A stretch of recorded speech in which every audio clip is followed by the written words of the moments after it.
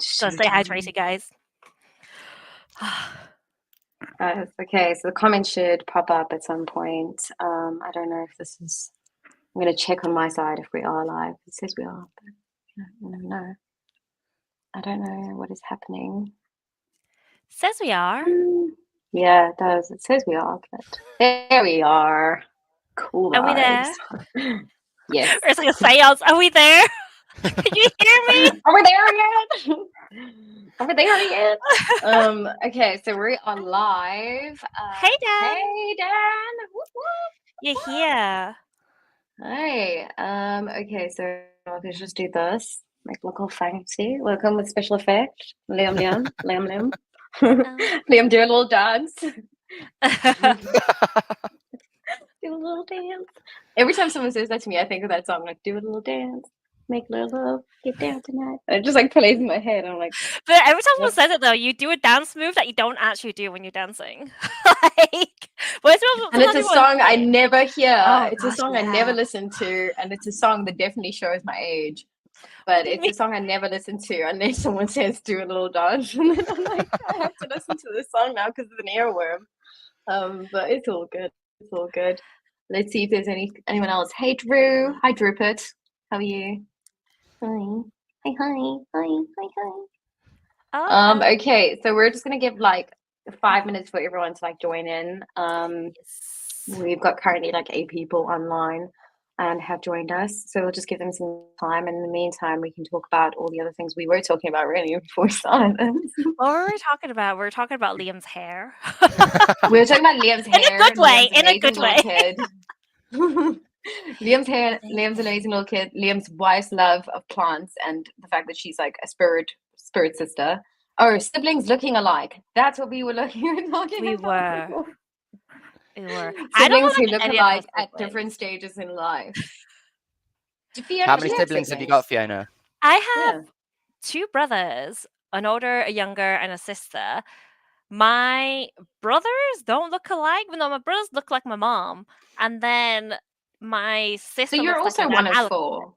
Yeah, I'm also one of 4. But like, I feel more shocked because like Liam looks like a baby, and I'm just like, he's one of 4. Like, he can still be a baby and one of 4, and you're like, that's so many kids. Like, literally so one of 4. Yeah, well, the thing is, like, because we have 2 cars in the house, so it's okay. But like, I'm just like, oh, it's about a 7-seater. If I had like 4 kids, like that's so many, and even a 7-seater wouldn't fit, like a van maybe. So yeah, I was a little shocked that you're a sibling of 4. But it's okay. I love big families. I do like big families. Oh, hi Joshua. Hi.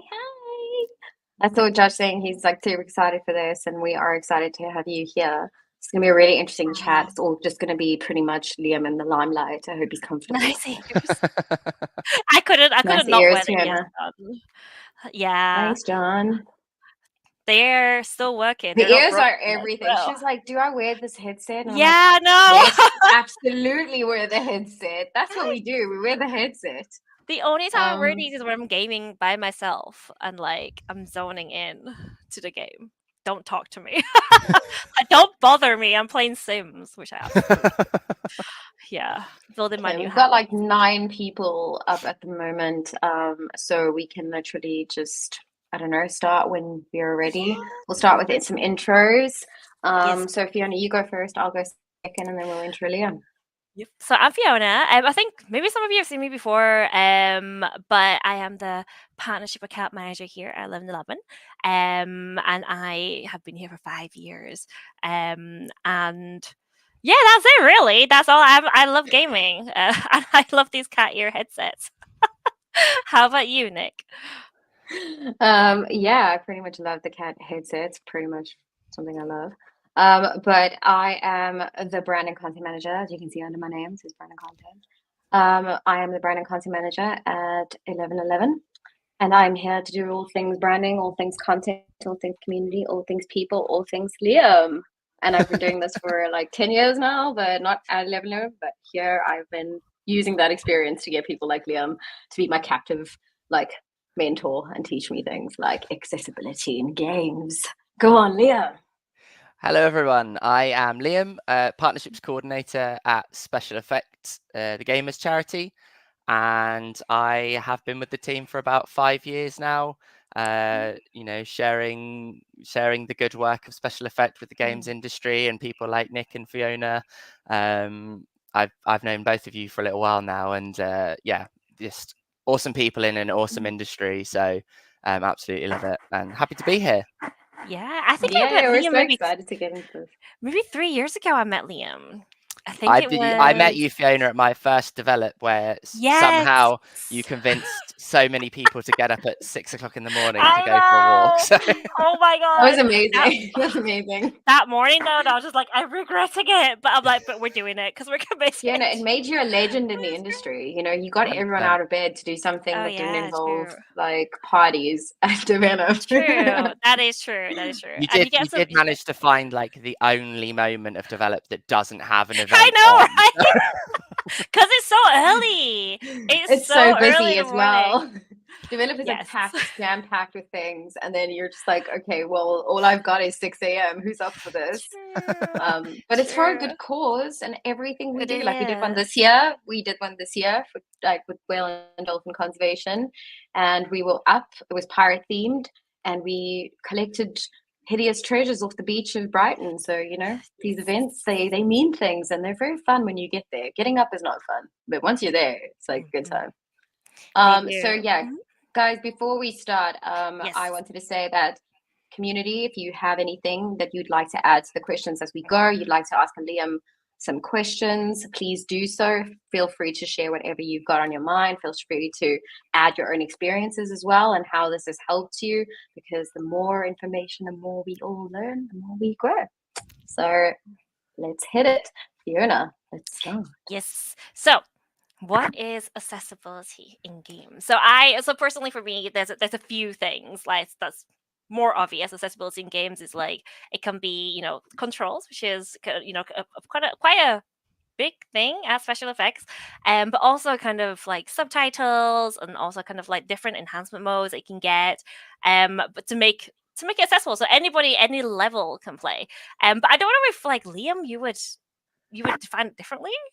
Yeah, so I guess in the best definition I've ever heard of accessibility is in games, accessibility is closing the gaps between when a player is engrossed in the game and taken out of the game. So it's removing as many of those barriers as possible that stops the player from feeling like they're in the experience of the video game. The moments when you remember you're a player, we want to avoid them wherever possible, and for us at SpecialEffect, we focus on people's motor accessibility needs. So it's always those moments when you go, oh, I can't get past this point for whatever reason that might be. Accessibility features are designed to sort of break those barriers and close those gaps, and so yeah, for me that's what we view accessibility as. I mean, would you have a different definition, Nick, or would you?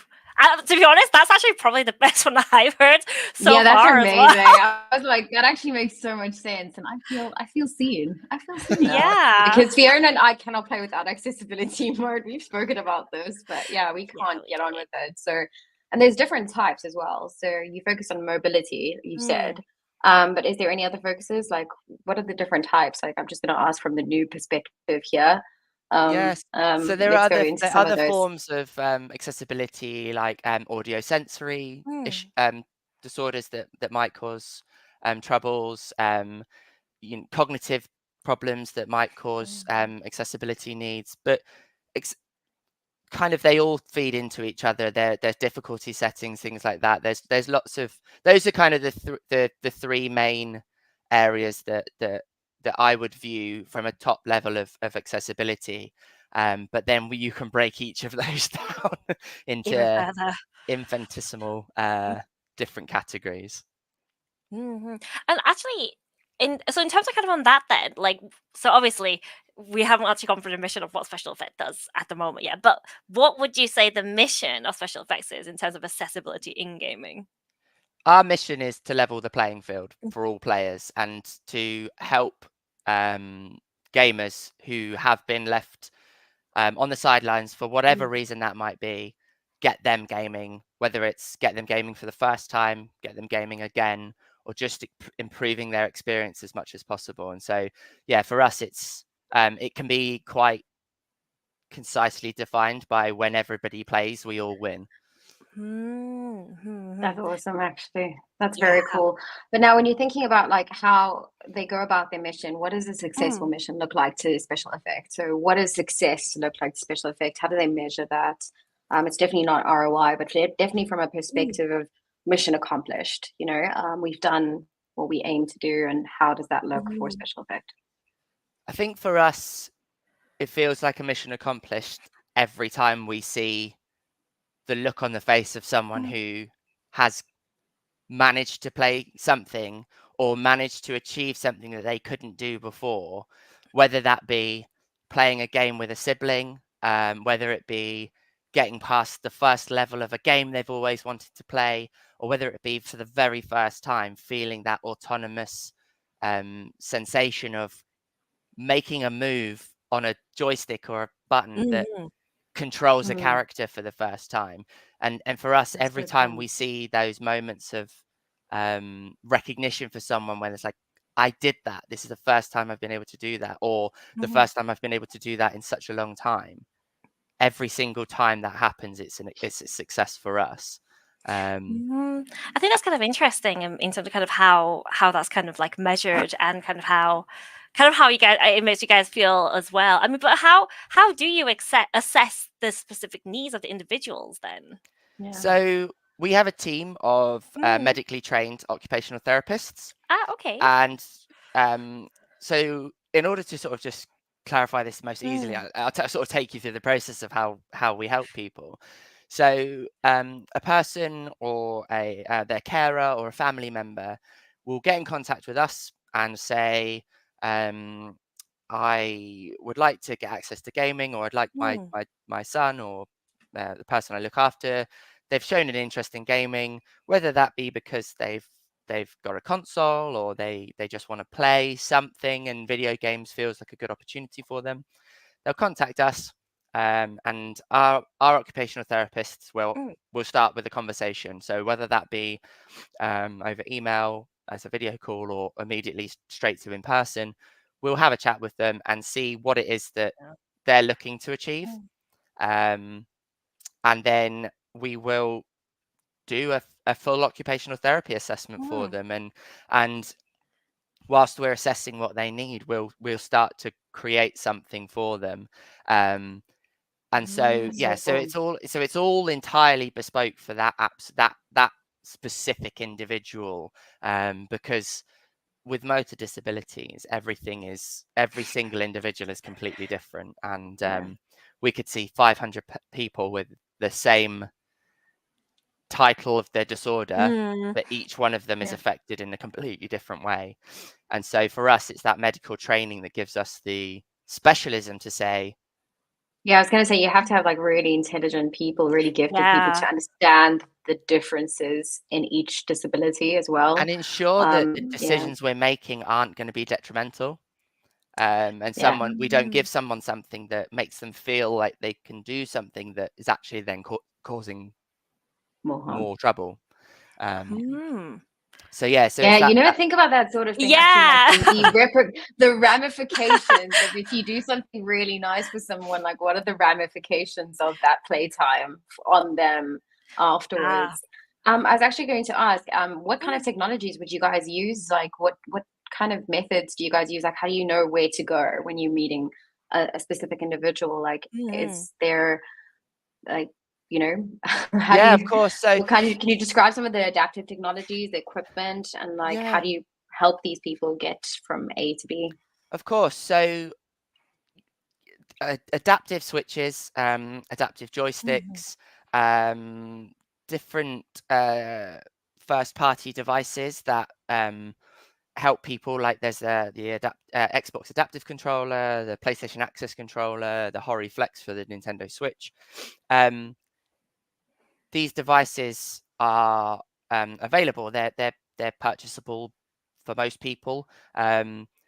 but it's that knowledge of how to assess the person and say how we might view what's going to get them the best access. So whether that might be a specific game that they want to play, and we can tailor something that gets the best out of them for that game, or whether it be a setup that is flexible for multiple games, we might view them and say, and someone might contact us and say, I can only use my right hand. I can't use my left hand at all. It's not, I can't do anything with it.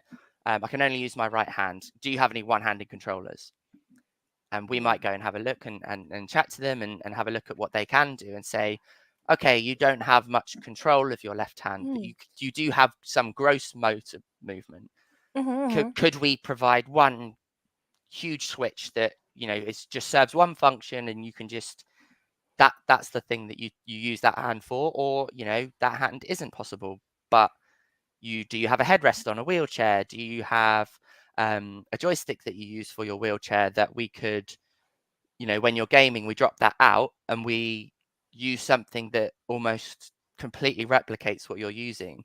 Some people on the call, and you guys may have seen somebody driving a wheelchair electric wheelchair that has a tennis ball on it, because that size of grip works best for their hand. So we might provide a joystick that Sorry, it's so distracting. It's like, it's so dark. It's getting darker and darker. It's winter is here, guys. Sorry, Liam. Saying so dark. That's all right. You're like that specific tennis ball, and she's like, that's so dark. Not here. I'm like, oh my goodness, I'm sorry. So yeah, so we might view them. Yeah, Karen. There are different things that we can do with the movement you have. Have you considered using your feet? Could you use your chin? There's movement. That's so interesting, actually. So many people are used to using two hands and all of their fingers, but there's other options, and the sense memory of how you get access to things develops very quickly. That's so interesting. I could never thought about that, actually. Like, you could actually use other body parts. Well, of course, that is when you see there's some influencers that I really follow, that have specific disabilities and obviously have missing limbs and things like that. And they some my favorite is called No Limbs, and he's a makeup artist, and he uses his chin and his neck, and it's incredible. And I just you can actually, but it's not something a normal gamer would ever think about when they're gaming, Yeah, because I remember maybe it was at Insomniac. I think you actually bought some of the controls as well, and I remember looking at them and I was like, that's kind of interesting. I was like, I've never thought about the size, because I did see one button and I was like, that is huge. But then I was like, well, it's not me using it, and obviously for people who do need it, it's incredible, the work as well. Do you guys have an R&D team, right, as well, that creates the technology? Yeah, so the charity has existed for since 2007, and as part of all of that time, we've been working with individuals to assess their needs and create controllers for them. And through doing that every single day and multiple visits every single day, we've always shared that information between the team, because every time we see something that is unique, we make sure that the team is aware. If you encounter something like this in the future, I found this piece of technology was helpful, or that might be helpful for a person who has that sort of need, and that might be something to try with that person. And so the team found that we had all of this information. We had archives and stacks of knowledge of how people could get access to gaming, and we had people on the other side asking us for that information. So it was very difficult for us as a very small team to say to every single person the same answer to the same questions, because everybody wanted to help.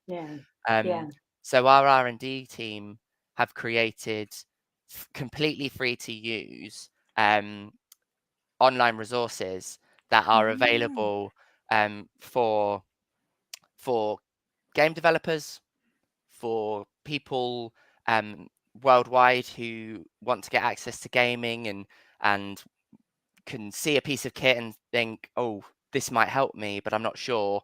it's expensive. Like, what should I try it or not?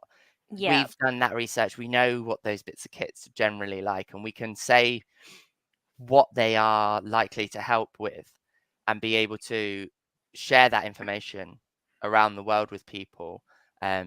Completely free of charge, because we are a very, very, very small team, and there are people all around the world who need access to that help. So sharing that widely is the best way for us to kind of get that information out there.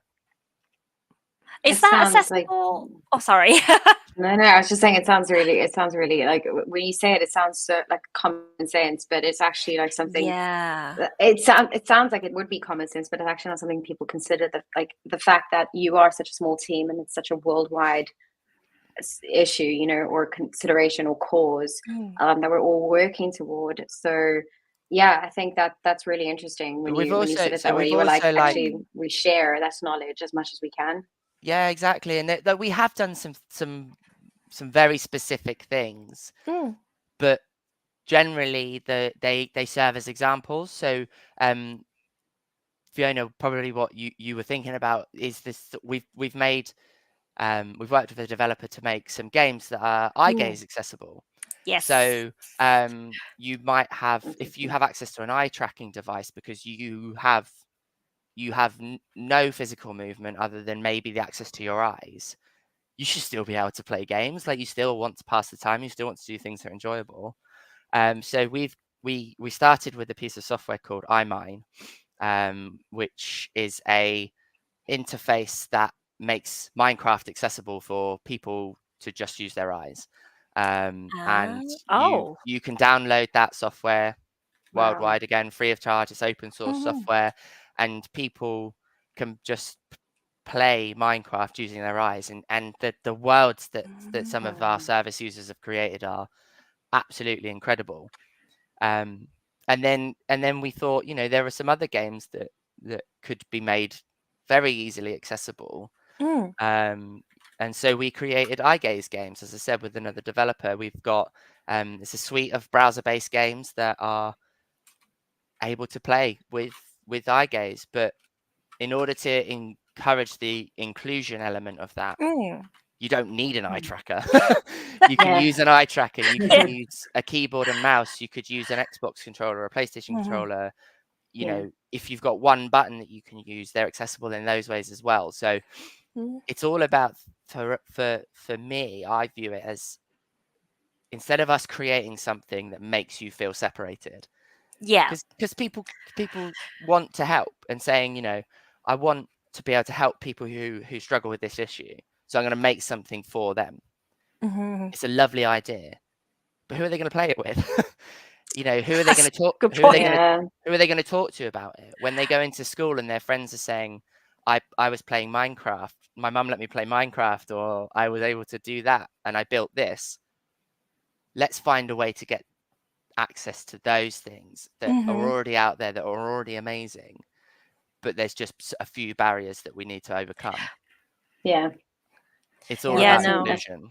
I do think that makes a lot of sense. I mean, there's a lot of games out there as well. I want to say, like, The Last of Us, because that's the last one. So The Last of Us has actually like an accessibility mode, and it was really nice because my brother played it, and he actually put on the high contrast mode, where like it's easier to like pick out kind of like different characters, and that was really nice because, like, he was able to use that function without having anything like special, like, they can just access it. It was just so easy.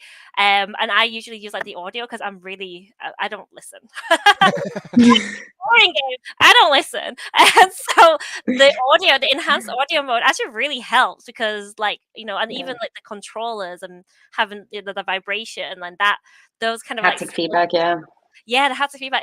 It's so it's so simple, but we take it for granted sometimes. And so I that use the color, like I use the color palettes as well, you because like do? when I'm playing, Oh. yeah, it started because I didn't realize that accessibility moved so much. So obviously Diablo 3 had some features, and I used to play there, and then God of War actually came out, and then I actually found it really difficult to see where the enemies were.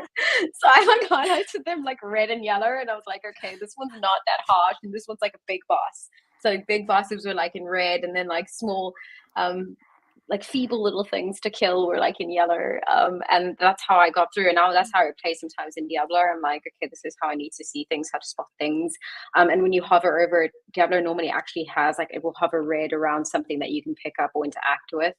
And it just helps so much because you are playing. And I also was saying to Fiona, I think yesterday or you on Tuesday, that when you're actually listening, like I when it tells me to do stuff, like I hate tutorials because the tutorials like, okay, jump and scroll and do this, and it's like you've got to read all the things that it's telling you to do whilst figuring out. I just press buttons. I'm like, okay, what does this button do? I do not follow tutorials like at all, because it's just, I know it's directing me and it's like, okay, slowly do this and slowly do that, but it's the reading for me as well. Like sometimes like my dyslexia gets the best of me, and then I'm just like, okay, I actually, this is something that I'm struggling with, and I just start pressing buttons. That's how I learn. So I literally learn by doing rather than reading, if that makes sense. There's this fantastic principle that I was told about a while ago, and I think it's really impactful now. It's called the cut curb effect. So essentially, what it is that when cars first started to be built and roads were built and paved and things like that, there was sidewalks and pavements, but they were all the same height, and so to get off them you had to jump the curb or go over, and cut curbs were invented to help people with wheelchairs to get onto the pavement or the sidewalk. But they also help people with buggies and prams. They help cyclists. They serve as a point of reference for someone to cross the road. The cut curb effect effectively is saying that you might make a decision to help a specific person, but the ramifications of the number of people that you can help are so far spread that a curb effect also has multiple uses. Exactly that, Dominic. If you cut the curb, you're going to help more than just the person that you wanted to help. It's going to have multiple impacts on people, and accessibility features are exactly like that. Like I have, for as far as I'm aware, vision that works quite well, and hearing that works quite well, but I use subtitles, which are an accessibility feature. That's like an age thing, isn't that? I heard that. Like it's what you mean it's an age thing? Millennial. It's the post-COVID millennial symptom, where now we cannot hear if we do not have subtitles. Like I literally can't watch anything without subtitles. I can't. And that's what, subtitles are an accessibility feature, but they help so many people just because they were created for something, but they have more uses. Oh, so John just had a question, Liam. So, do you know Sekiro, the game? Have you played? You know Sekiro? Just check it. I don't know what I've not played it myself. I would say like a similar game that recently came out is like Black Myth Wukong, but basically, think Elden Ring, where it's just like a one level thing. Yeah. What do you have to say about accessibility in those kind of games that are very difficult from the get go? So I would. My answer to that question is difficult because, ultimately, yes, we want all games to be accessible to every single person. But also what's important is can the player connect with what you wanted them to connect with? And if part of that is the game is really hard and it's a real challenge for you to play, that's a decision that a creator has made, and I'm not here to tell anybody that anything is right or wrong. Mm, um, but it's a decision, and if that's the soul of your game, is that everything you do is a challenge, it does make it more difficult to have an easy mode. It makes it more Mm. difficult to include features like that. Um, I'm not saying whether that's right or wrong. um, but if what you've been promised is this is hard, then you know that's what it should be. It should be a mm, challenge. Yeah. And so it's a hard barrier to cross. And you know, some games have god modes where Mm. you don't worry, and or it's called a story mode where there is no challenge or death or whatever that might be, and you can just enjoy the interaction. Um, but if I've promised you that you can be Spider-Man, or you can feel like your favorite football player, or it's going to feel like what driving a car is like, Yeah. as long as you can deliver on that promise, mhm. that's kind of Yeah. where I see the line. Yeah. I think that's a fair I think answer. I mean, sorry, I keep cutting you off. I'm so sorry. Go ahead. no, like don't worry about it. I was just saying, someone asked here, Joshua asked actually, when you're building solutions for gamers, do you usually look for general solutions, or do you focus on the game or genre they usually play? I think we Mm, answered this a little bit early on, but maybe, just for some clarity here and for those who are joining us now, if so, there are certain genres that are more difficult than others. I think that's a really good point to make. I think it's absolutely correct. There are some genres that are more difficult, and generally, you know, the more buttons that you have to be able to use, the harder it's going to be, and mm, the reaction times can be more difficult depending on what the game is. So, but for us, the way that we build the solutions is all entirely dependent on the person, what they've asked for. mm, So if they've they've never played a video game before, and they've never looked into what they might like, we might have a conversation with them and say, like, you know, have you ever played board games before? mm, What do you enjoy? Like, what could we get you Yeah. access to that you already enjoy in a video game?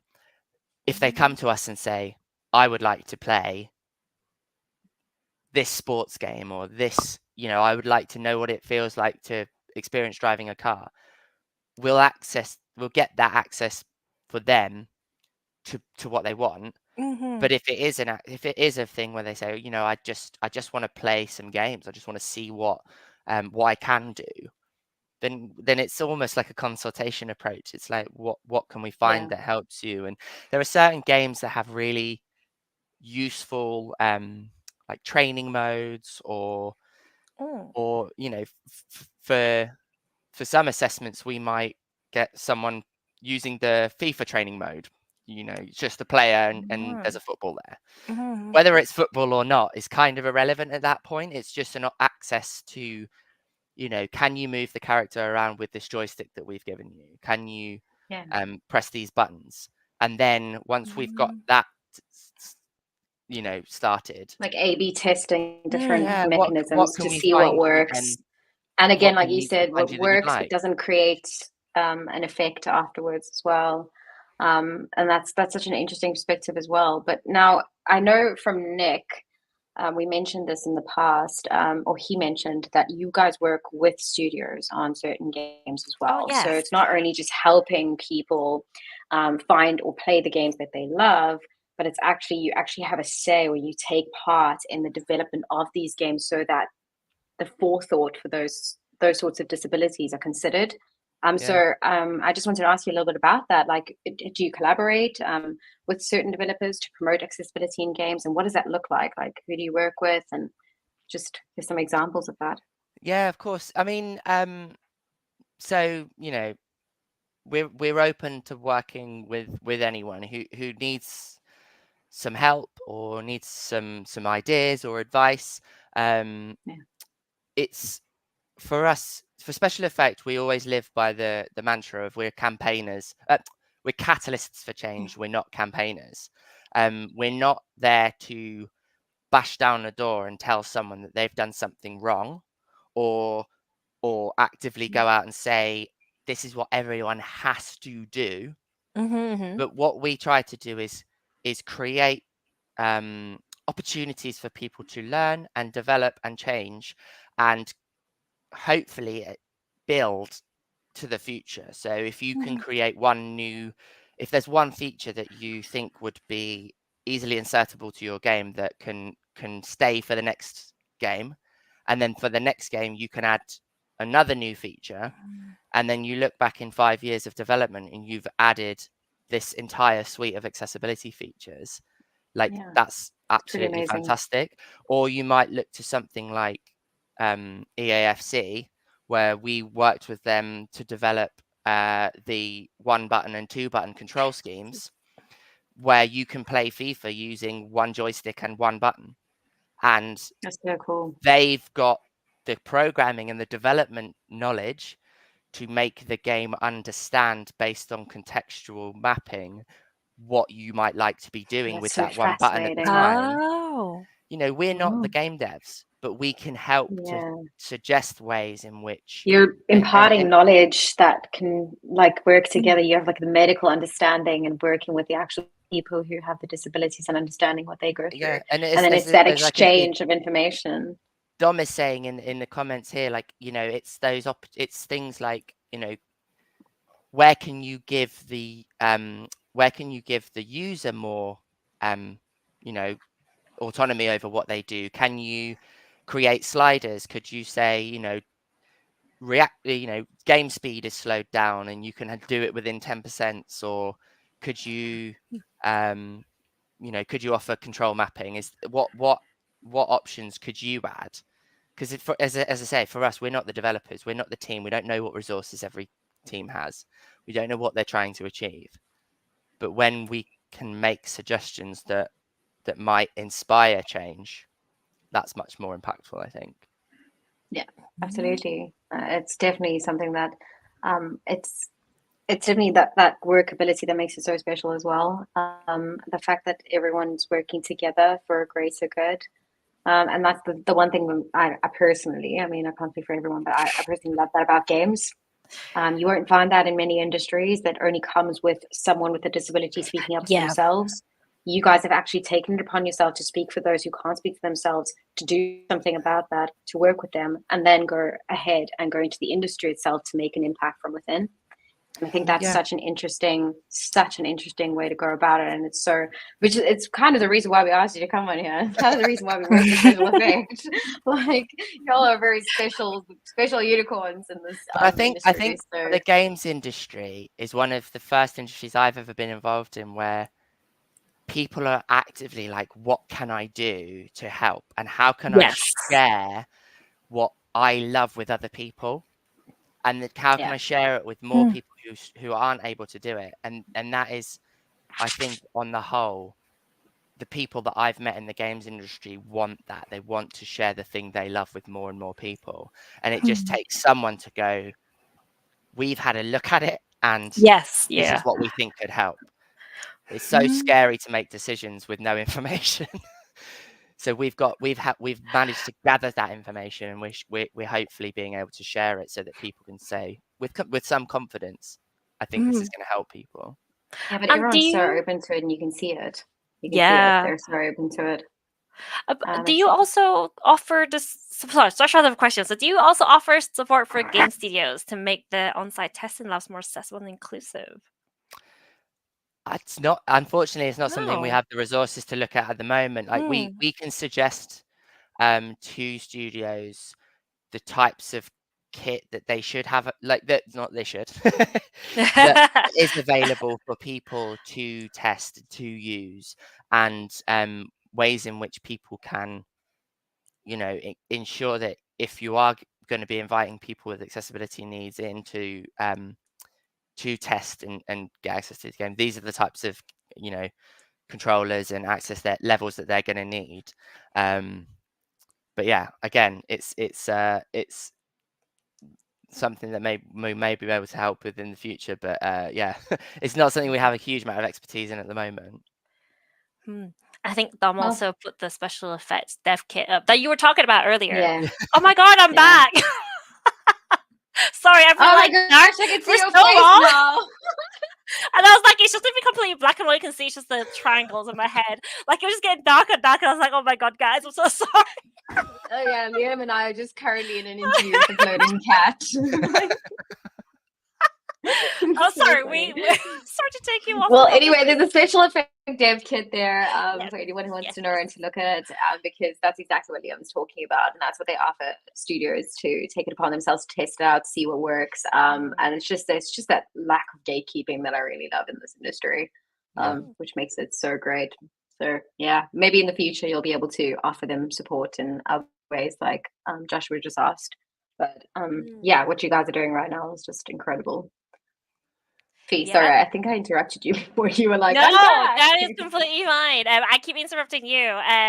But at the moment, though, like, do you have any partnerships with certain studios or organizations that you currently do that with in terms of obviously, the kind of development of like the technology, the hardware? Do you have any partnerships right now? So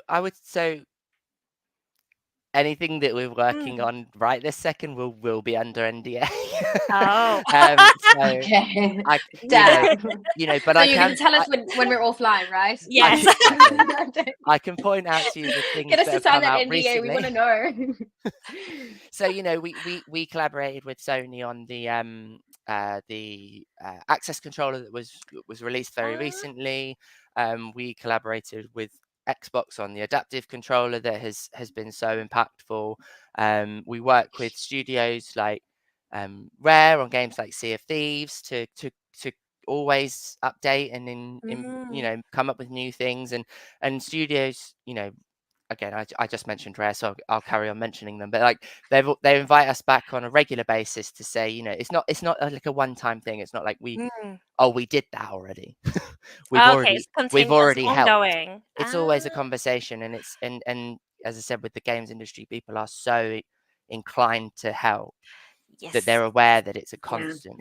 It's an ever-changing scenario, and there are some incredible people out there working on some incredible pieces of, whether it be technology or games or software, that are improving things from a an initial standpoint. As I say, I can't share anything that's happening It's right okay. this second. But Have that old chestnut, we understand. Even though like all of us are like itching to know, but we can't wait to see We it. So are. yeah, like we're all just gonna follow your social media, and then you have to like talk about it when it actually comes to fruition. So we're gonna be like stalking you and being like, okay, what's happening? I mean, you announced something really cool today, actually. I read it this morning. Oh no, it slipped my mind though. I read it and I was like, oh, congrats, this is so awesome. Because you said you'd been working on it for a really long time. You just Yes, released it. yeah. So the Especially in One the Special last Day couple of weeks. sale. Anyone who's met you, yes, anyone who's spoken to you in the last couple of weeks, like this is all you can talk about. So maybe just highlight that, because I think that's something also really cool.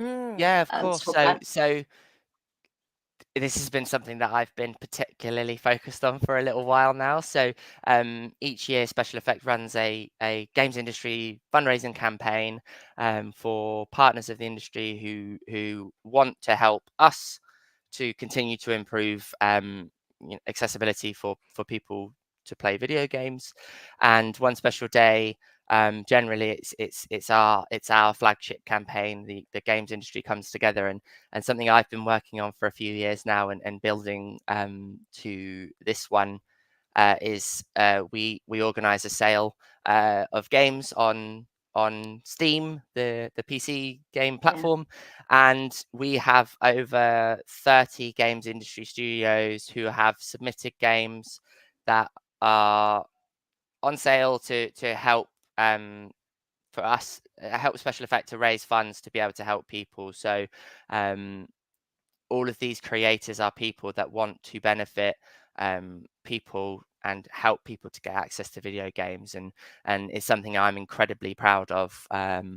We've got over 85 different games available, and every time anybody either clicks on that page or purchases one of those games, that purchase will help us to provide that kind of that support to gamers across the world. So yeah, I'm really, really proud, because it just is an indication that so many people want to help and want to share that access with others.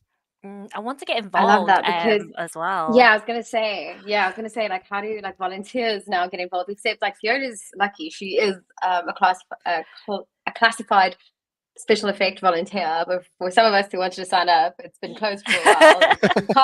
We cannot become volunteers in this sense. So, like, what can we do? What kind of help can we like? What can volunteers and supporters play? Like, what role can we play in helping you reach your goals? Because I think that's a really important thing for all of us, and that brings us directly into that segue where I wanted to actually ask, like, how can we get involved? Like, how can we help?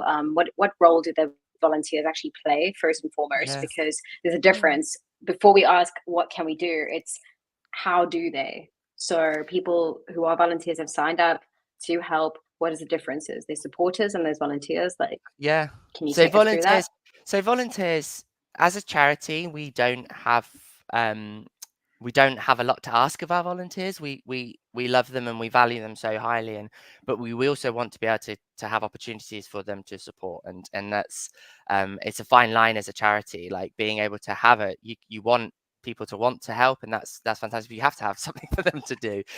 So for us, volunteers generally help us with fundraising events or trade events. As Fiona mentioned earlier, we've been to shows like Insomnia and EGX and WASD and other sort of gaming events around the country. And in order to share the message of what the charity does and the service that we provide, we need people. And as I said, we are such a small organization that people like yourselves help us to have a greater impact than it would be possible to have with just the numbers of people that work for SpecialEffect. So Fiona has organized events for the charity and just doing things like inviting me to share what we do on your platform is such a valuable thing to us. Like if people felt like the money they were donating towards our charity was being spent on adverts or whatever, it becomes quite confusing, and you want to know you're helping people. So for us, we try not to spend money on marketing and all of this. So awareness is a huge, and it's very expensive. Oh yeah. Spreading your message and Yep, finding this is people, something I know a lot about. Yes, it is really it's the expensive. same as I user actually focus on acquisition. organic for that. Yeah, I actually focus on organic for that reason as well, because you can make a bigger impact and like your voice gets heard and goes a lot further. And if you aren't spending your money on that, you can spend it on the really big important things. So Exactly. like And you for guys. us, our fundraising targets are about if somebody asks for our help, we can say yes and not say no. It's, every organization needs money to run. And so for us, that is just about, that is our target. Can we say yes to people? And so our volunteers play a vital part in that, in helping us to spread that message. And also, that is where that line crosses over to supporters, whether you are a signed up volunteer or not. The more you can help us to find people that feel like they can't get access to video games because of something that is stopping them, that is so valuable to us, because we want that person to be able to, we want to be able to say yes when they ask, but we want them to know they can ask as well, and feel like there's someone out there to help them. And so spreading that message, and the number of times I've done presentations to organizations, and they've come up to me afterwards and said, God, never thought about this, but my nephew might appreciate this, or my auntie might have, she might benefit from your support. That Yeah, is there's that game. always the There's best that game. moments to me. Yeah, that is amazing because there's that game that elderly lady who loves it. I think it's called Food for Dogs. That's her profile. She's actually gotten into traditional RPG games, and she knows so much about it. Oh my goodness, just listening to her is incredible. Like, so she has a wealth of knowledge. She's just like this fountain of knowledge, but she avoids certain games because of her accessibility needs. And she's incredible. And obviously she's getting to a point now where she has like limited mobility in her hands, and they sit a certain way and they spasm a certain way after a while. So she goes with more traditional RPGs now, but you can see she's got a collection. She shows you her wall. Like, you've only seen like one side, and officially like the other day she actually unleashed the other side. She was like, oh guys, like actually this is my other wall. And it's really cool to see people like that come forward and actually showcase their want to play as well, but also the fact that they have these disabilities, and it makes it like you kind of see it at the forefront. If you follow someone like her, you can see, and she talks about some of these things, and you kind of never think about it. It puts it into perspective, and it opens your brain, and it kind of opens you to that area of like seeking more knowledge and trying to find out more and trying to understand accessibility more, so that you can maybe help. And then and it's just incredible. It's such a common misconception of special effects specifically, but kind of also of the wider gaming industry, that it's just kids that we help. It's just kids that play games.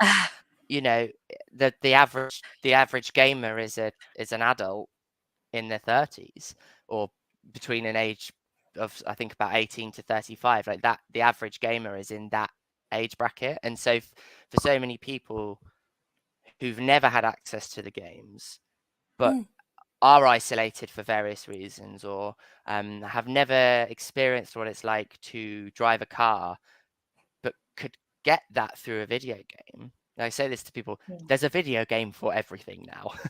There's a video game for power washing. There's a video game for... I love that. There's a brewing Shrek beer. one coming out, by the way. Shrek, like Power Wash Simulator, Shrek Swamp, and I'm like, here for it. Yeah, I'm so up for that. So great. But like, there is a game for everything, and there's Farming Simulator. There's all of these different video games that, if someone cares about something and can't get access to it physically, there's probably a way that you can get as close to that experience through a video game as possible. And so the physical access to that game is very, very important. And so it's those sorts of people that, like, the people that we said, I didn't think to share that with my dad or my mum because I didn't think they'd care about games. But it's like, do they like having fun? Then there's probably a game that they'll enjoy. That's the obvious solution. I said that to my one friend who, she always said, I'm always around you and my other friend who are gamers on like a normal day. She's like, all right, I don't feel like I fit in. I don't feel like I'd like games. I don't think there's, and I was like, no, there's going to be a game you're going to like. There's going to be a game for you. You just have to find your niche. Like, anyone can be a gamer at any level. Like, even if you're just a mobile gamer, fine, fair enough, you prefer it, that's your console or platform of choice. Absolutely. And there's so much availability, and it's the same with and I like that it's becoming the same with people with disabilities. Like, you're getting to that point where there's going to be very little limitations on what games you can play, and this is something really hard. Like it's meant to be hard, and like everyone's going to struggle. Exactly. But that's the thing, is like, if you put someone who is tetraplegic in a race car, then it's good to be able to get them access to that race car, and driving on a track it would be incredibly, like, almost impossible.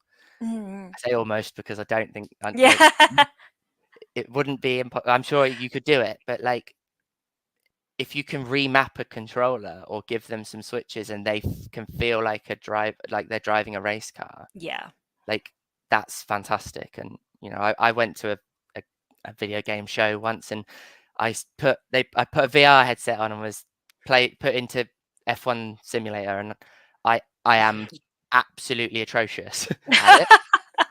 But when I took the headset off, I went, oh yeah, no, I'm not actually in a race car. I'm where I started. And VR is like so that, good at that. They're so immersive that you do feel like you're doing that thing for a moment. Yeah, I kind of actually feel like kind of sick when I play VR. I don't know about you, but it's so immersive that I'm actually like, oof, I'm actually can't actually play this. I'm actually gonna. If you see the number of videos of people who actually like jump into the onto the TV, jump onto their sofa because they're so in that world. I did play one which was like a horror game, and it was like all the sound effects from behind Oh. you, and you were like in this haunted house. And then my friends decided that they were going to touch me because they knew where the jump scares were. So I was sitting there, and I was like, I almost fell off the balcony. It was such a fright. I was like, this is ridiculous. They kept scaring me. I was like, I couldn't sleep for like 2 days. I was just like sitting on edge, like no one poked me in the night. And it was about like a little girl who was like it was like a haunted little doll or something. I can't remember what this game was, but it was creepy as hell. I was just like, all my dolls out the window, all my plushies out the window. Like, I don't want any of this stuff touching me in the night. Like, it's really immersive. But yeah, so sorry, I just segued into that because you were just like, yeah, no, VR is really great, and I felt like shit at it. But I was like, no, I tap out because I feel like a person in the car, like, you know, when they're looking at their phone and they get like motion sick. That's how I feel when I have headset. It just disorientates me completely. But yeah, anyway, back to the questions I wanted to actually ask you. Are there any companies or studios that get involved with you specifically in these missions and activities? Yes. Or Like, do how you can have they get any, involved as well? like, how can they? Yeah. Yeah, I mean, we are, as a charity, like, we want to be open. We welcome everyone with open arms. So it's kind of on both sides of it. Like, we work with so much of, especially in the UK, so much of the UK games industry that it would, if I do mention any names, generally it would be most people. It's that, you know, what do they say on the radio? Like, other services are available, but you know, we work with everyone. We work with Xbox, we work with PlayStation Studios, we work with you know, people who make indie PC games, from everything, and people that want to help.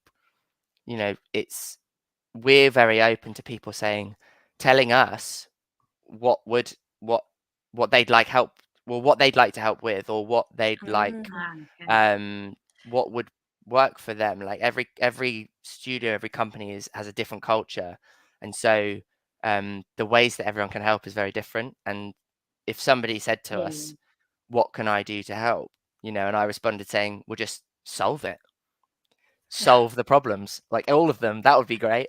You know, it would be flippant, it would be silly, it wouldn't make any sense. But if people could say, you know, we feel like we could add a few features in our game, what should we add? You know, we can give a bit of advice. Or whether they say, you know, we would like to do some fundraising, what can we do? What, you know, we like playing darts, or we like, you know, baking cakes, what can we do? Well, try and do that. Do whatever you enjoy. I think that's fair, because on Discord as well, like, I'll drop a message to people like, hey, like, I want to go do this, like, how do I go about it? And somebody will always get back to me like, hey, like, first of all, you need X, Y, and Z, and then I go to Nick and she will help me with X, Y, and Z usually. So yeah, the team's really great on Discord as well for that. But things like what, you know, Fiona organising a walk at the crack of dawn Oh, yeah. in Brighton, Yes. and you know, Yeah.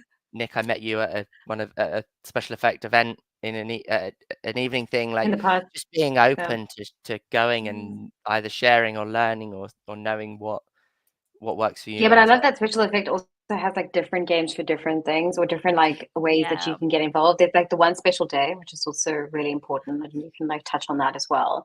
But then you have like the football, like that was one of the Oh, ones yeah. that I hit you at, Yeah. So where like people can actually play football and 7-a-side and just like actually just dive into like a hardcore football game, and you know, do it for charity. So you guys really do branch out in the way that people can help, which I really really and then love. we also have, every February we run an event called Game Blast, which is Oh, yes. it's a community event where, you know, hundreds of people from around the world just come together to support the charity and the cause, by either streaming or just playing games, or How whatever did I miss this you one? It might sounds so enjoy. cool. How did I miss this one? It's I'm like, what? I'll How did I send miss it? you the info. Please do. Yeah, Please do. I'm here for it. I it's don't know how I essentially, if missed it. people want to play games for SpecialEffect, and you know, if that just means you and your family get together and play some games, and you share that information with each other, and just, you know, do it knowing that you're doing it for a cause, you know, that's fantastic. And right to people doing streaming marathons, or companies doing big streaming endeavors. Like it's really just about people coming together and helping and sharing and just having fun, really. Fun is the best way to do anything. I think you can get so much more if you offer fun. Like even Dominic says here, even non-game developers in the wider ecosystem, like me via Yuki, hashtag raise the game. So maybe you can talk a little bit about that as well. Because I know raise the game is a really big factor for you. Thanks, you guys collaborate on together. And then just also one special day as well. Yeah, so Yuki is obviously Yuki is the games industry trade body, and the Raise the Game pledge that we are a partner of. It's just, you know, it's there to help people to improve access to video games, and we're taking part in Raise the Game later this year by running a accessibility workshop for the games industry and game studios, and probably I think Dom will let me know, but I'm fairly certain it's open to everyone. But then so one special day is a fundraiser where people just kind of the industry comes together and does what they enjoy to raise money for special effects. So whether that be a pub quiz, whether it be you want to donate some money from the sales of your games, or whatever that might be, or whether you want to take part in one big game, which is a 24-hour football match that Nick was alluding to, is a 24-hour football match at the National Football Centre. We're going to be doing that in a couple of weeks' time, and Dom just said Yuki took part in one of our football events and were fantastic representatives of their organization.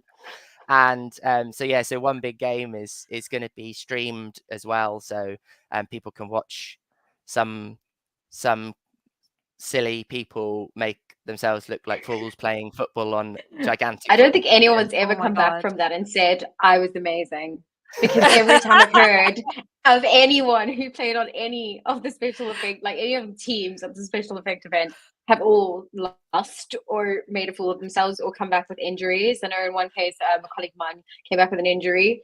It all just. Plus, yes, we'll be doing a collab stream. There you go. Sorry. Here you go. Yeah. Collab streams all the way. Except KSI. KSI has not taken part in any of our football events. Yeah, well. Yet. Okay. But yeah, so finally, I think, Fiona, you have like the last question or something, just so we can like get into like the actual Q&A session of this. And yes. Anyone else? Well, my last question would be like, is there anything that, you know, project-wise, that you have to kind of support more individual and expand accessibility in gaming? But obviously, if it's under NDA, I'm not sure if you can share anything yet, or if anything has been announced that you could share. So, actually, what I can share in this is that the tools that we have learned through accessibility in gaming has helped us to create some additional projects with accessible technology that we've been able to help other people. So we help people who are in hospital, who are unable to get communication or leisure devices due to being, you know, in an accident or an injury or a sudden onset disorder, and we provide the accessible technology for them to be able to communicate with their family or doctors, or change the radio station, or read a newspaper. And we also we have a pilot project where we help children who are unable to attend school due to immunosuppression because of cancer treatments, and we provide them telepresent robots to help them to stay in school.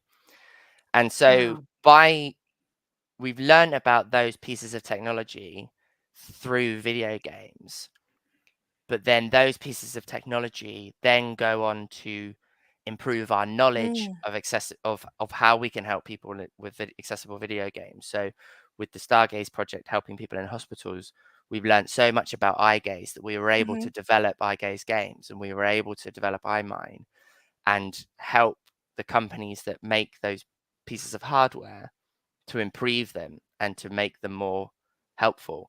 And so it's like a constant cycle of we branch out to something else, but that always helps us to improve the things that we're doing, and the ways that we can offer our advice, and the knowledge that we have to help and to share. And that's what you were saying about earlier, wasn't it? Like that sharing knowledge part that you guys can do in the industry as well. So that's actually really cool. Zero gatekeeping. Gatekeeping here. That's what we're all about. Zero gatekeeping. When everybody plays, we all win. That's amazing. Okay, so before we close up for any of the final questions, I wanted to ask, is there any way that like individuals can get involved, just a final understanding of where people can go? I know obviously the website is the first and foremost thing that you can do. You can also follow them on LinkedIn. You can even spam Liam's inbox, slide into the DMs and just get some information. You can even come to us and ask us. We'll just direct you and help you out as much as we can. So yeah, just like don't be shy, but basically what can we do to get involved? If you want to sign up as a volunteer, like is it possible to just set up a link and just ask you for where can we get a donation link that's easily accessible? So if people want to do something for you and to help you, like where do you find that link? So as you mentioned, all of that information is on our website. We've got donation platforms that people can make donations if they'd like to. We have our One Special Day Steam sale, which starts on Monday, where when people make purchases of their favorite video games, and if you're thinking about buying a game and you want to help the purchase of that video game to help people with disabilities, if you do it during our sale, then a donation will be made to SpecialEffect. And so you're buying a game, you're playing it, and you're helping other people. As Dom actually kindly sent a link to the website of the One Special Day campaign, onespecialday.org.uk, SpecialEffect website, specialeffect.org.uk, and you'll find links to all of our platforms, whether it be Just Giving, our contact forms, our LinkedIn pages. Please, as Nick said, just contact if you have a question, you have something you think you might be able to do to help, or some help that you might require. Please get in contact, and we'll be there to help you. Mm-hmm. And we'll also put any kind of like links up as well. So like, just if you miss this, we'll have the information ready. Yeah, we'll have it. We'll send it to you. Dom's kindly put it here. It will live in the comment section forever and ever. Amen. And so you'll always find that information. But yeah, you can just find myself, Fiona. We are always eager to help anyone who comes to us. So you don't have to specifically find someone. We will always help you find the information. But Liam is your guy. So hunt him, stalk him, find out all the information you need from him. Maybe not hunt him. But also go to Liam, come here. I need help. Just a javel. Fake Javelin. Hunt him down, lock him down, get in there. I'm like, I need to know the link. So gosh, that took a turn. No, it's just try and find the information wherever you can. But I mean, we're always here to help, and that's kind of the whole point of this, is just to raise awareness and just to help and to make everyone enjoy games the way we do, because we know everyone's sitting here in this call and everyone's sitting in this current like chat room sitting here and knows how special games are and what they can do for a person and how they can help. And imagine if you didn't have the access and the ease to get that help and to escape into that world. I know Diablo saved my life in a lot of ways. Oh, Sims saved mine too. Sims as well. Sims was definitely one of my favorites. Although, Fiona, the way you play Sims, I don't know. Oh my god, I've got like 700 hours on it. It's just, I love it. It's so good. Like it allows me to like have a clean house without actually me cleaning it. Like it's fantastic. Someone takes out the rubbish. Someone does the cooking. Oh, love it. It's so good. You're such a domesticated woman. I'm there like killing demons, and I'm like, die, and I'm like loot and collecting loot and chasing loot goblins, and I'm like, yeah, die. Oh, and no, you're just like, not me. clean the house. Like, this is what I'm gonna do with my free time. But that's cool. Like, no, Liam, what did you say there? Like, Tunisia, I want to find you. There's no name either. It's more sinister. It doesn't even have like a profile picture. Exactly. It's just like LinkedIn user. Oh my god, I'm so sorry. It's all right. I'm What if hard I to find. started? Okay, well, there you go. Well, I mean, okay. Well, if you decide that you want to like switch profiles or anything, just give us a heads up. I promise I won't Yeah. rally the troops like this again. But yeah, anyone have any last minute questions? Because I do know it's past the hour. We can actually talk forever. I mean, we are so happy to do this for much longer. But is there any last minute questions? Anything you want to know? Any experiences you want to share? We are here. Otherwise, for the next maybe 2-3 minutes, we'll just talk amongst ourselves like we have been. Yeah. Yeah. Guys, I found out. I found out that Forza has a blind mode. Wait, say it again. Wait, say it again. Forza, because you guys were talking about driving, and like Forza has a blind mode. That I didn't realize was possible, and I actually watched this video. It's a while back actually, but I was like, wow, like just like because you were saying like how amazing it would be, and I was like, that is actually true. Like it is pretty. And Forza's a good game. So The Forza games are incredible they are for their accessibility and the way they've. I'm going to use a horrible pun here. The way they drive it forward. They're driving accessibility forward. They're fantastic games, and yeah, so many of those big studios that have the opportunity to make them are making use of those, and I love accessibility menus on loading. That's my favorite. That's peak. When you turn a game on and the first time you play it, it says, "Do you need the accessibility menu? Yes or no?" Oh yeah. Okay. That pop-up is actually really useful right at the start. Actually, and it doesn't have to be. Find it. It would be really just difficult. that first time when you download it. Like it's so great because so many times these games have incredible accessibility menus, but they're buried. They're hard to find, and you need more buttons to get there than you would need to play it once you set all the features all the features you need on. So if you just load one and say, "Do you need it? Yes or no?" It's all there. It's right in front of you. That's you're interested for me. In playing I actually looked up the history at one point. Like when we were planning this and we were talking about this, I was like, I wanted to know accessibility a little bit more, just beyond what I know and what I play with. And I actually looked at like the history of accessibility and like how it went into gaming, and it was around in the 70s. But I think a guy named Uni. I could be corrected at some point. I think Uni is his name, or Uni. He went to a blind school and he saw that people were playing his games just by using sound. And he figured out that they were still playing his games, even though it wasn't accessible, by just using the sounds and the echoes. And he said to make it on equal level, to have the discussion on an equal playing field, it would be just telling a normal user to turn off the screen completely and play by sound, and those people would excel. And it's just so interesting that that's where it started, and they started doing like different client modes and different like obviously striations and patterns to obviously differentiate for people with like different types of color blindness or just blindness in general, or impaired vision.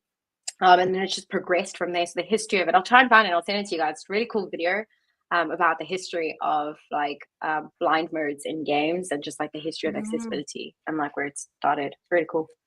Someone said, if you're interested to play Forza, Joshua's got one, but Dom said, if you're interested to play Forza on the rig, on their rig, they're at upcoming event. There's an upcoming event that will be hosted called Black Tech Fest. And it also has an assist mode too. Josh. On the subject of new features, has there been a recent feature in games that you think should be included in all games going forward in terms of motor accessibility, though? Yes. So I'm fighting in my head between the two. so probably the one that I would say that I saw most recently that I loved, and I sort of alluded to it earlier, but I played what was it? Hot Wheels Unleashed 2. Having been a big fan of Hot Wheels Unleashed, and the game, the original game, it absolutely perfectly gives you that sensation of what it would be like to sit in a Hot Wheels car as it like zips across the track, because they're so fast, and it's a rapid game.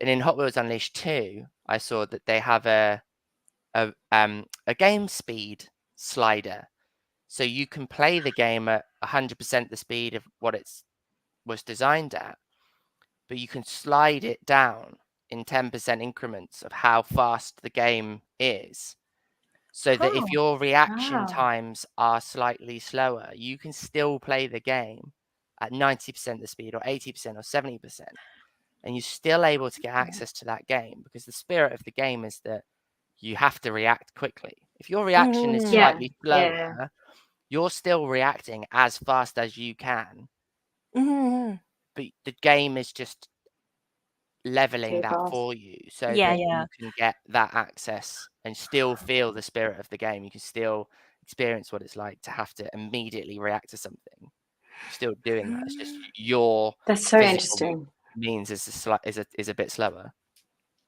I'd love to try something like that, because I'd definitely make benefit of that. I always consider myself, although I've gamed for a while, I still consider myself new, but I really don't. The way that these other players, these gamers can play, like, it's incredible. Like, sometimes I'm seeing them and I'm like, how are you doing this? Like, how have you done this? How have you played 40 hours in one whole day? Like, in one whole weekend, sorry. How have you gone this far? And I'm just like sitting there on my little level 6, like, after a week. Do you know what I mean? Sometimes.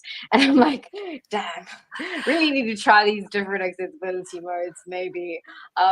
Or just, sometimes playing more. I definitely have more time on my Switch. I finished the Sherlock Holmes game in like 2 days. I was like, right, this is incredible. gosh. Solve these mysteries. Oh my goodness, anything with a murder mystery and I'm sold. But yeah, that's amazing, Liam. The fact that you could actually just like change that to suit you, it's so incredible. Because it's such a subtle enhancement, but it really would make the gameplay so different. Yeah, absolutely. So Mike, the stalker from before, that said he was going to hunt you down. He's like, when he finds you, he just said, "Thanks for making the session. I'm a game maker, and ask him to forget that games change lives, guys. Games change lives." And it's like, "Thanks for bringing this to my attention. You guys are awesome." And his name is Mike. So if you get hunted by someone, Mike, now you know. Yeah. Now we know who you are, Mike. But yeah, no, that's incredible. I mean, thank you for joining us. Thank you for being here with us. I mean, we can keep Liam on forever. Honestly, Liam, you just can be like a Polly Pocket person. Just like, I'm always around. just chill in our pocket. Just be like here, just be like Liam on call. Just be like on call. I'll be like, I found this awesome feature. That's so cool. But yeah, how friendly are you, Liam? Let's go with that. Just as a final.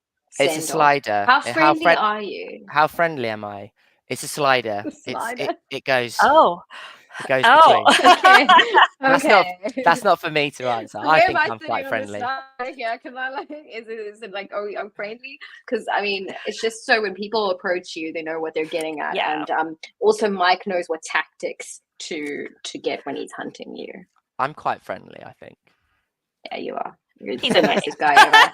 He's so friendly that even when he doesn't have time, like I saw you at WASD, and I was waving to you, and you were just like mid conversation, you just like couldn't see anything, and I was just like, damn, so rude, Liam. Right. Gosh, like we know each other, and like LinkedIn makes that even more prevalent. Like, how could you? And then like I told him that I saw him, and he's like, oh my god, I'm so sorry. Like, this is just push the button. What? Push the Liam button. He needs a little ticket machine where you like take a number and you wait behind him. I did feel like that, but I felt like your age. Oh like, no! Yeah. Hey, I stood in a queue I wasn't thinking about my that. number was like 37,000. Okay, I stood in a queue. I felt like that episode in Beetlejuice where he like swaps. You know when Beetlejuice swaps the tickets? Oh God. Gets his head shrunk. But it's definitely like that. But no, Fee, I think the ticketing service will kind of help in getting Liam's attention. But if you saw WASD and you saw how full it was and how busy it was, if I had done that, it would have looked like I was like a fangirl stalker, because Liam was like engrossed in this conversation, and I was just like, well, you're standing by the retro section. You're standing by the retro section, and I'm like, hello. Yes. Like Meanwhile, the having rest just of us are like, oh, there she is lurking again, but it's okay. We'll allow her to enjoy herself. me and behind Mike can Liam tag waiting. team. We can co-op on this and just like get Liam to sit down and just talk to us. Damn it. Give me your attention. I don't want to harpoon you from the back. That's No. true. Shame. But thanks so much for joining us, Yes. Liam. I mean, And we've thank had the Thank most you for having amazing me. time. Like, this has been so much fun. Can we do another one of these? Like, if it doesn't hit traction, can we just like set up another call? Just Of course. we'll find up another conversation. We'll Dom as well. Aye. Pardon? What Okay, did you well, say? I was gonna say we should get Dom as well, because obviously, like, I think she said you guys are doing a collaboration in November. November. So Yes, we'll we'll see. be there. We'll be there. Myself and Mike. Lurking. Just in the back. And me with the ticket machine. If you try to run, we'll find you. I'm joking. Mike said he'll join. Okay, great. Thanks for joining, guys. Thank Feel you, free everyone. to watch this afterwards. Share this with your friends. If you loved it, share it, because the more eyes that see this, the better. And then just stalk Liam. Yeah, that's the message we're gonna end with today. Stalk. Please do. Yeah. No, thanks so Not too much. high. Thanks, Liam. Thanks, guys. All right, thanks, guys. Good night. Bye. Bye, guys.